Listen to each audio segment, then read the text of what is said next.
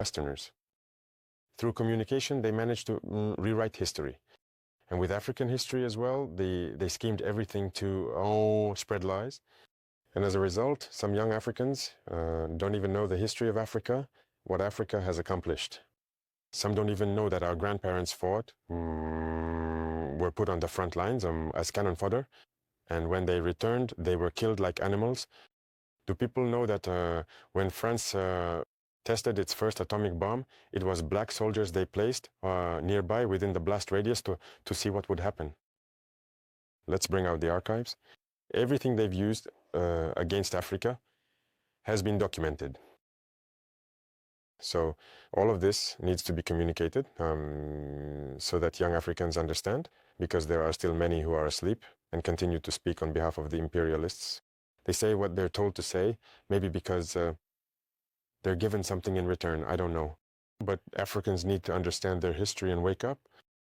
So that's our fight as well. In your opinion, what is the role of the media in this struggle? Independent media. From our countries, you mean? The media should contribute a lot to our ideas, but as you can see, even among our own media, there are some that are imperialist media.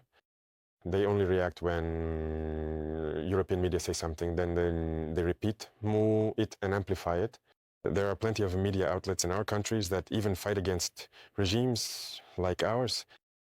They also spend their time repeating the same nonsense that Western media spread. But it's shameful. If Africans behave like that, it's truly shameful. I imagine they must be ashamed to look at themselves in the mirror at night. If you're paid to spread lies about black people, that's very serious. So we are raising awareness in Burkina Faso. If you look right now, many media outlets are supporting the movement, helping to raise awareness among young people through debates and so on. So that's really what we want for the media. Do you think our media can also play its part in this struggle? Of course, very much so. You have to play a very important role because, I said it in 2023 in St. Petersburg, and I'll say it again today, Russia helped save the world. Africa helped save the world. That needs to be said. Young people need to understand that all those stories told in Hollywood movies and so on, they're false. It's nothing but lies. It's the same thing. The Vietnam War. Today, you see, history is distorted, but we need to communicate. You see, they don't like it when I speak. They think I talk too much and all that. They want me to keep quiet so that they can speak and their version gets through. No. My biggest regret is having spent a good part of my youth listening to radio stations like RFI and France 24.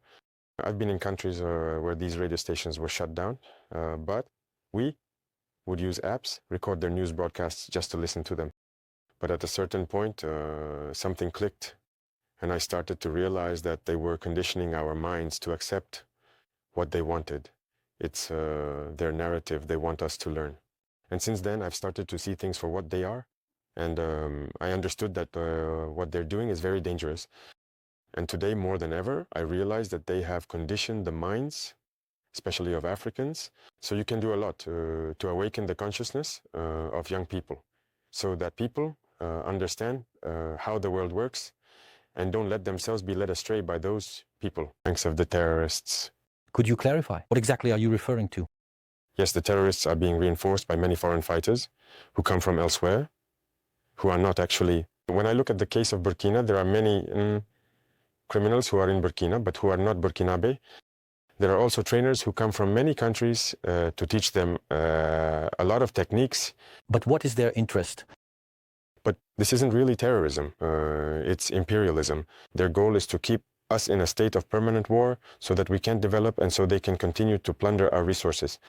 So they have every interest in bringing in specialists in mines to plant different types of mines and explosives experts. Today, the terrorists are using drones to fight and everything.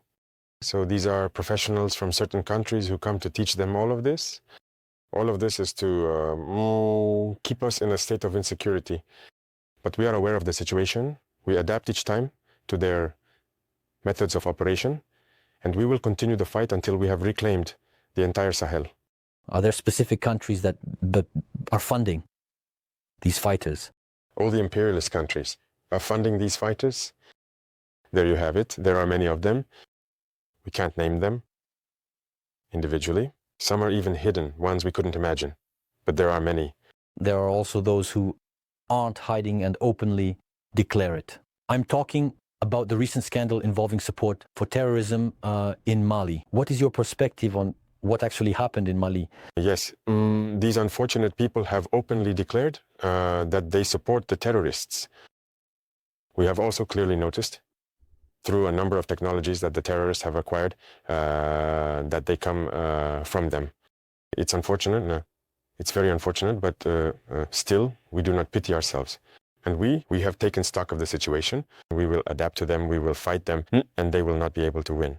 That is what matters most to us. How is humanitarian cooperation between Burkina Faso and Russia progressing? It is going very well. I think there is a lot of exchange in many areas. For example, in the field of health, because we still have displaced people there. And when we talk about a camp for displaced people, it means that there are often complicated health situations. I think the health services are cooperating well to support the humanitarian action service so that we can move forward. As you saw in 2023, I believe Russia donated wheat to Burkina Faso. This was intended solely for displaced persons. But we made a promise to President Putin that we no longer wish to be supplied with wheat because we are going to produce our own wheat. And I am keeping that promise because we are going to start producing our own wheat in sufficient quantities to meet our needs, which means that cooperation in this area is leading us to develop ourselves, to boost many things, so that we can fill the gaps. In light of current geopolitical tensions, particularly the tariff war between the United States and China, how is Burkina Faso adapting its economic and diplomatic strategy? Well, this world is in constant flux. Often, the things we see are just madness. We have to stay alert and be able to adapt at any moment. And that's very important because we keep up with current events. There is an economic battle going on almost everywhere, but as far as we're concerned, we trade with China without any issues. We buy a lot of goods from China, and the Chinese also buy many things from us. There are Chinese companies setting up in our country, despite people trying to disparage Burkina Faso. It's the same with Russia right now. So all the countries that are currently fighting for their economic independence, we try to collaborate more closely with these countries because it's a form of oppression from imperialism. Those who are oppressed need to unite to stand up to this hegemony. So, in principle, we adapt to all these situations. Mr. President, what is your view on the recent deterioration of relations with Algeria? Well, you have followed the events, and I think everyone understands how this works. We regret the incident that happened at the border with Algeria, with the drone that they shot down. It must be said clearly, that's not friendly. It's not friendly because you don't just shoot down an aircraft like that. Everyone knows the protocol, and so there's no need to kid ourselves. If an aircraft crosses your border, even if it enters your country, you identify it. Radars allow you to identify it, and you know which country it belongs to. And that's what diplomatic relations are for. You contact the embassy. There are defense attachés. There are many mechanisms in place. You reach out to them, and they can confirm whether it's their aircraft or not, and whether it's on the territory. Because of, that's it. Maybe it needs help, or maybe it lost, in its bearings and all that. Because an aircraft can be in the air, it might have problems with the weather, and it has to hide behind the clouds. That happens very often in our countries. So an aircraft enters, we ask about it, and they say no.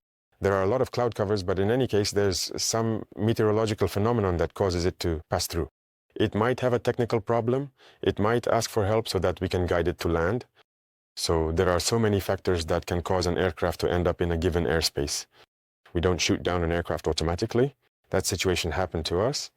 We've often seen an American aircraft enter our territory doing reconnaissance and all that. We didn't shoot down the aircraft. We made sure to contact the American embassy, which took a few minutes. They confirmed to us that it was their device, and they cleared the space. So we don't shoot down an aircraft automatically. So shooting down the aircraft is a deliberate, unfriendly act, and it's regrettable. But if I understand correctly, you're not closing the door to dialogue, are you? No. Leaders need to understand that we have no choice but to unite in the face of this so-called terrorism. Because it's a rather complex phenomenon. I'm telling you, Burkina was just sitting and watching Mali back in 2012. What were we doing? The regime in power at the time was friendly with those people. Some of them even lived in Ouagadougou. Yag lived in Ouagadougou. That's the reality. But what's happening today? They've turned against us. They're not free people. They're manipulated by the imperialists, and the orders they're given, they pass on to their criminals on the ground, and they carry them out. So everyone needs to understand that we must unite to face this. There's no possible negotiation with those people. Precisely.